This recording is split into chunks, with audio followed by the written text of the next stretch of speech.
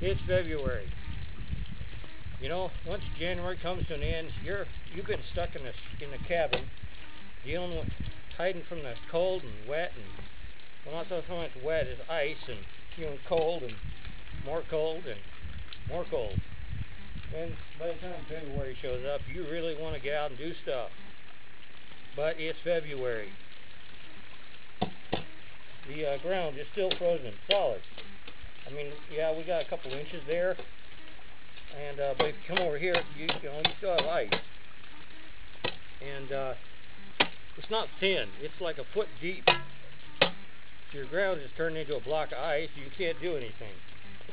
Well, it's just as well if you're dealing with tires. You can't really put frozen ground into your tires because the ice impersonates a rock.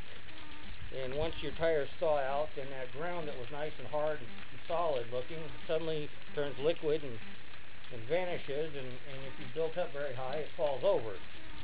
So, if you do have the opportunity to put frozen dirt into your tires, don't go up more than one row at a time, and then wait for it to thaw thoroughly, otherwise you have a disaster. But the good news is, mud season is kind of right around the corner, like a few days away, because you see the water's dripping off, the snow's going away. So yeah, we're almost there. But in the meantime, I want to show you something about prepping tires. Let's take the camera over there by the tire, and let's take a look and see what we can. In the meantime, since we're almost there, I want to talk about prepping tires. This used to be a hook knife. If you remember in one of my earlier videos, I had an awful lot of trouble running the drill through the sidewall of the tire. So I came up with this. This used to be a hook knife. It came out here like this, and used it in carpet. Well, we're not carpet guys, so this thing has been sitting around in the toolbox for like 20 years. And then it got to me, why not just file this off, take the grinder, knock this into a point, put somewhat of an edge on it, not a perfect edge, but it's an edge. It has this nice bulky wooden handle that's easy to use all the time. It won't poke holes in your hand. And well, let's see how it works compared to the drill.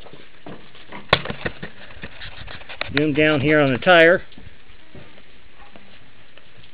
and that actually works pretty good for considering. This is a tire that is one of these those low profile tires. I recommend you use them strictly on the very bottom of your tire wall. That is because of problems that the geometry of tires have when you start stacking them up. I'll be getting to that in a later video, but once you got the hole in the side of the tire, you can just go ahead and stick the jigsaw in there. Just like that, you cut right through it, and you're good to go. So this has been Uncle Rice. There will be more. Stick around. We got new projects and old ones.